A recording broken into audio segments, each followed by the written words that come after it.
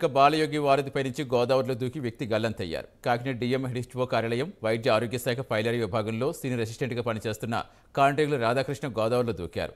యానాం బ్రిడ్జిపై రాధాకృష్ణకు చెందిన చెప్పులు, cell phone, దుస్తులు గమనించిన మార్నింగ్ వాకర్స్ ఈ సమాచారం పోలీసులకు అందించారు. దీంతో రాధాకృష్ణ గల్లంతుపై కాకినాడ ఇంద్రపాలెం పోలీస్ స్టేషన్లో కేసు నమోదు చేశారు. తన తండ్రి రాధాకృష్ణ ఆత్మహత్యకు సహోద్యోగినే కారణమంటూ రాధాకృష్ణ కుమారుడు యశ్వంత్ సాయి మీడియా ముందు తెలిపారు. దీంతో రాధాకృష్ణ సహోద్యోగినిపై పోలీసులు కేసు నమోదు చేశారు. రాధాకృష్ణ గోదావరిలో దూకినట్టుగా భావిస్తున్న వైద్య శాఖ ఉద్యోగి రాధాకృష్ణ మృతదేహం కోసం యానాం పరిసర ప్రాంతాల్లో ఎస్డీఆర్ఎఫ్ బృందాలతో గోదావరిలో గాలింపు చర్యలు చేపట్టారు. ఈ సంఘటనపై Kakinada rural CI, Korangi SI పోలీసులు పర్యవేక్షిస్తున్నారు. నేను ఎఫ్ఆర్టీసీ సీనియర్ అసిస్టెంట్గా పనిచేస్తున్న కె రాధాకృష్ణ వాళ్ళ అబ్బాయిని, పెద్ద కొడుకుని. మేము కాకినాడ ఇంద్రపాలెంలో నివసిస్తున్నాము.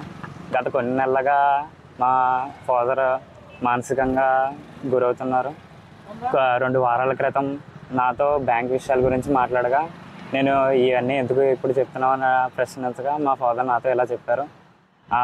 ఆయన పై అధికారులైన డాక్టర్ సాయి రోహిత గారు ఆయన్ని తప్పుడు పనులు చేయమని బెదిరిస్తున్నారని చెప్పారు.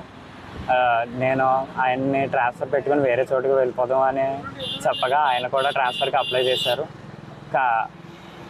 కానీ మా మంచివారైన మా నాన్నగారి మీద డాక్టర్ సాయి రోహిత గారు తప్పుడు కేసులు పెట్టడంతో ఆయన గత కొన్ని రోజులుగా చాలా బాధపడుతున్నారు మానసికంగా. 22 జూలైన